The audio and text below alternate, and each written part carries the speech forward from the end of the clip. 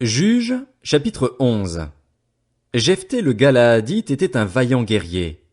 Il était le fils d'une prostituée et son père était un certain Galaad. La femme de Galaad lui donna des fils qui, devenus grands, chassèrent Jephthé et lui dirent: Tu n'auras pas d'héritage dans la famille de notre père, car tu es le fils d'une autre femme. Jephthé s'enfuit loin de ses frères et habita dans le pays de Tob. Des vauriens se rassemblèrent à ses côtés, et ils faisaient avec lui les expéditions guerrières. Quelque temps après, les Ammonites firent la guerre à Israël. Face à cette situation, les anciens de Galaad allèrent chercher Jephthé au pays de Tob. Ils lui dirent: Viens, tu seras notre chef et nous combattrons les Ammonites. Jephthé répondit aux anciens de Galaad: N'avez-vous pas eu de la haine pour moi et ne m'avez-vous pas chassé de chez mon père? Pourquoi venez-vous vers moi, maintenant que vous êtes dans la détresse? Les anciens de Galaad dirent à Jephthé: Nous revenons vers toi maintenant afin que tu marches avec nous, que tu combattes les Ammonites et que tu sois notre chef, celui de tous les habitants de Galaad. Jephthé répondit aux anciens de Galaad: Si vous me faites revenir pour combattre les Ammonites et que l'Éternel me les livre, je serai votre chef. Les anciens de Galaad dirent à Jephthé: Que l'Éternel soit témoin entre nous, si nous ne faisons pas ce que tu dis. Jephthé partit alors avec les anciens de Galaad. Le peuple le mit à sa tête et l'établit comme chef, et Jephthé répéta devant l'Éternel, à Mitzpa, toutes les paroles qu'il avait prononcées. Jephthé envoya des messagers au roi des Ammonites pour lui dire: Que me veux-tu pour que tu viennes m'attaquer et faire la guerre à mon pays? Le roi des Ammonites répondit aux messagers de Jephthé: C'est qu'Israël, quand il est parti d'Égypte, s'est emparé de mon pays, depuis l'Arnon jusqu'au Jabbok et au Jourdain. Rends-le maintenant de bon gré. Jephthé envoya de nouveau des messagers au roi des Ammonites pour lui dire: Voici ce que dit Jephthé: Israël ne s'est pas emparé du pays de Moab, ni du pays des Ammonites. En effet, lorsqu'Israël est parti d'Égypte, il a marché dans le désert jusqu'à la mer des roseaux et il est arrivé à Kadès. Il a alors envoyé des messagers au roi d'Édom pour lui dire: Laisse-moi passer par ton pays. Mais le roi d'Édom n'a pas voulu. Il en a aussi envoyé au roi de Moab, qui a refusé. Et Israël est resté à Kadès. Puis il a repris sa marche dans le désert, a contourné le pays d'Édom et le pays de Moab, et il est arrivé à l'est du pays de Moab. Ils ont campé de l'autre côté de l'Arnon, sans entrer sur le territoire de Moab, car l'Arnon marque la frontière de Moab. Israël a envoyé des messagers à Sion, le roi des Amoréens, roi de Hesbon, et lui a dit: Laisse-nous passer par ton pays jusqu'à l'endroit où nous allons. Mais Sion n'a pas eu assez confiance en Israël pour le laisser passer sur son territoire. Il a rassemblé tout son peuple, a établi son camp à Jahatz et a combattu Israël. L'Éternel, le Dieu d'Israël, a livré Sion et tout son peuple entre les mains d'Israël, qui les a battus. Israël a alors pris possession de tout le pays des Amoréens installés dans cette région. Ils ont pris possession de tous les territoires des Amoréens, depuis l'Arnon jusqu'au Jabbok et depuis le désert jusqu'au Jourdain. Maintenant que l'Éternel, le Dieu d'Israël, a chassé les Amoréens devant son peuple, Israël, est-ce toi qui devrais avoir la possession de leur pays? Ce que ton Dieu Kémosh te donne à posséder, ne le possèdes-tu pas? Et tout ce que l'Éternel, notre Dieu, a mis en notre possession devant nous, nous ne pourrions pas le posséder. Vaux-tu donc mieux que Balak, fils de Tsippor, le roi de Moab? A-t-il cherché querelle à Israël ou lui a-t-il fait la guerre? Voilà 300 ans qu'Israël habite à Hesbon et dans les villes qui en dépendent, à Aroër et dans les villes qui en dépendent, et dans toutes les villes situées sur les rives de l'Arnon. Pourquoi ne les lui avez-vous pas enlevés à ce moment-là? Je ne t'ai pas offensé et tu as agi mal avec moi en me faisant la guerre. Que l'Éternel, le juge, soit aujourd'hui juge entre les Israélites et les Ammonites. Le roi des Ammonites n'écouta pas les paroles que Jephthé lui fit dire. L'esprit de l'Éternel reposa sur Jephthé. Il traversa Galaad et Manassé, puis il passa à Mitzpé de Galaad. De là, il marcha contre les Ammonites. Jephthé fit un vœu à l'Éternel. Il dit: Si tu livres les Ammonites entre mes mains, toute personne qui, à mon heureux retour de chez les Ammonites, sortira de chez moi pour venir à ma rencontre appartiendra à l'Éternel, et je l'offrirai en holocauste. Jephthé marcha contre les Ammonites et l'Éternel les livra entre ses mains. Il leur infligea une très grande défaite, depuis Aroër jusque vers Minite, espace qui comptait 20 villes, et jusqu'à Abel-Kéramim. Les Ammonites furent humiliés devant les Israélites. Jephthé retourna chez lui à Mitzpa. Et voici que sa fille sortit à sa rencontre avec des tambourins et des danses.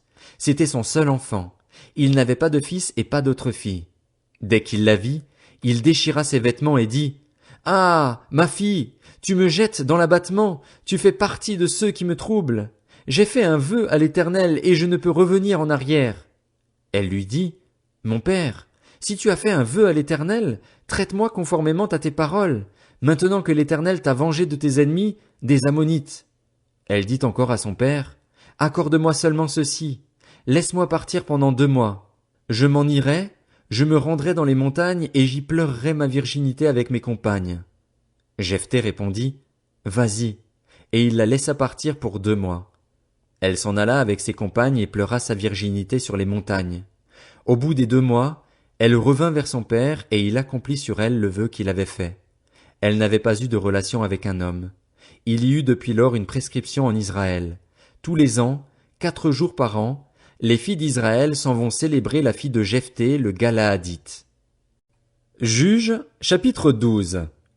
Les hommes d'Éphraïm se rassemblèrent, partirent pour le nord et dirent à Jephthé: Pourquoi es-tu allé combattre les Ammonites sans nous avoir appelés à marcher avec toi? Nous voulons incendier ta maison et te brûler avec elle. Jephthé leur répondit: Nous avons eu de grands sujets de querelle, mon peuple et moi, avec les Ammonites, et, quand je vous ai appelés à l'aide, vous ne m'avez pas délivré d'eux. Voyant que vous ne veniez pas à mon secours, j'ai risqué ma vie et j'ai marché contre les Ammonites. L'Éternel les a livrés entre mes mains. Pourquoi donc aujourd'hui montez-vous contre moi pour me faire la guerre? Jephthé rassembla tous les hommes de Galaad et livra bataille à Éphraïm. Les Galaadites battirent Éphraïm parce que les Éphraïmites disaient: Vous n'êtes que des fuyards d'Éphraïm. Galaad fait partie d'Éphraïm et est passé à Manassé. Galaad s'empara des gués du Jourdain du côté d'Éphraïm. Quand l'un des fuyards d'Éphraïm disait: Laissez-moi passer, les hommes de Galaad lui demandaient: Es-tu Éphraïmite? Il répondait: Non. Ils lui disaient alors: Eh bien, dis Chiboleth. Et il disait Siboleth, car il ne pouvait pas bien prononcer. Sur quoi les hommes de Galaad s'emparaient de lui et l'égorgeaient près des gués du Jourdain. Il y eut 42 000 hommes d'Éphraïm qui furent tués à cette occasion-là. Jephthé fut juge en Israël pendant 6 ans. Puis Jephthé le Galaadite mourut, et il fut enterré dans l'une des villes de Galaad. Après lui, Ibtsan de Bethléem fut juge en Israël. Il eut 30 fils, il maria 30 filles à l'extérieur de sa tribu, et il fit venir pour ses fils 30 filles d'autres tribus.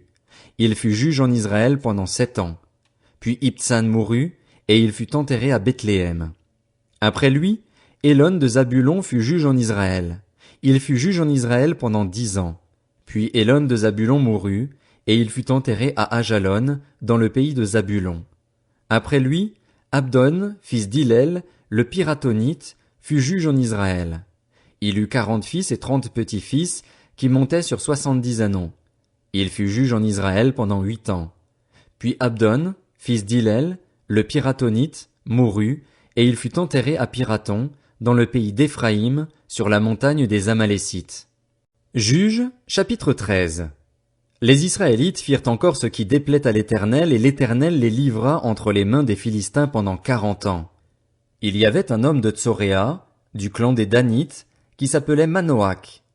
Sa femme était stérile et n'avait pas d'enfant. L'ange de l'Éternel apparut à la femme et lui dit: Te voici stérile, sans enfant. Tu deviendras enceinte et tu mettras au monde un fils. Maintenant fais bien attention de ne boire ni vin ni liqueur forte et de ne rien manger d'impur, car tu vas devenir enceinte et tu mettras au monde un fils. Le rasoir ne passera pas sur sa tête, parce que cet enfant sera consacré à Dieu dès le ventre de sa mère. Ce sera lui qui commencera à délivrer Israël de la domination des Philistins. La femme alla dire à son mari: Un homme de Dieu est venu vers moi, et il ressemblait à un ange de Dieu, il avait l'air effrayant. Je ne lui ai pas demandé d'où il venait, et il ne m'a pas fait connaître son nom, mais il m'a dit: Tu vas devenir enceinte et tu mettras au monde un fils. Maintenant ne bois ni vin ni liqueur forte et ne mange rien d'impur, parce que cet enfant sera consacré à Dieu dès le ventre de sa mère jusqu'au jour de sa mort. Manoach fit cette prière à l'Éternel: Ah, Seigneur, que l'homme de Dieu que tu as envoyé vienne encore vers nous et qu'il nous enseigne ce que nous devons faire pour l'enfant qui naîtra. Dieu exauça la prière de Manoach et l'ange de Dieu vint encore vers la femme. Elle se trouvait dans un champ et Manoach, son mari, n'était pas avec elle. Elle courut vite annoncer la nouvelle à son mari et lui dit, « L'homme qui est venu l'autre jour vers moi m'est apparu. » Manoach se leva pour suivre sa femme, alla vers l'homme et lui demanda, « Est-ce toi qui as parlé à ma femme ?» Il répondit, « C'est moi. » Manoach dit, « Lorsque ta parole s'accomplira, comment faudra-t-il agir vis-à-vis de l'enfant et qui aura-t-il affaire ?» L'ange de l'Éternel répondit à Manoach, « Ta femme s'abstiendra de tout ce que je lui ai dit. Elle ne goûtera à aucun produit de la vigne, elle ne boira ni vin ni liqueur forte et elle ne mangera rien d'impur. Elle respectera tout ce que je lui ai prescrit. » Manoach dit à l'ange de l'Éternel, « Permets-nous de te retenir et de te préparer un chevreau. » L'ange de l'Éternel répondit à Manoach, « Même si tu me retiens, je ne mangerai pas de ton plat. En revanche, si tu veux faire un holocauste, offre-le à l'Éternel. » Manoach ne savait pas que c'était un ange de l'Éternel. Il dit à l'ange de l'Éternel, « Quel est ton nom, afin que nous te donnions gloire quand ta parole s'accomplira ?» L'ange de l'Éternel lui répondit, « Pourquoi demandes-tu mon nom? Il est merveilleux. » Manoach prit le chevreau et l'offrande, et il fit un sacrifice à l'Éternel sur le rocher. Il se produisit quelque chose de merveilleux, pendant que Manoach et sa femme regardaient. Pendant que la flamme montait de l'autel vers le ciel, l'ange de l'Éternel monta dans cette flamme. À cette vue, Manoach et sa femme tombèrent le visage contre terre. L'ange de l'Éternel ne leur fut plus visible. Manoach comprit alors que c'était l'ange de l'Éternel. Et il dit à sa femme, « Nous allons mourir, car nous avons vu Dieu. » Sa femme lui répondit, « Si l'Éternel avait voulu nous faire mourir, il n'aurait pas pris de nos mains l'holocauste et l'offrande. Il ne nous aurait pas fait voir tout cela, et il ne nous aurait pas maintenant fait entendre de pareilles choses. » La femme mit au monde un fils et l'appela Samson. L'enfant grandit et l'Éternel le bénit. L'esprit de l'Éternel commença à le pousser à l'action à Machanédan, entre Tsoréa et Eshtaol.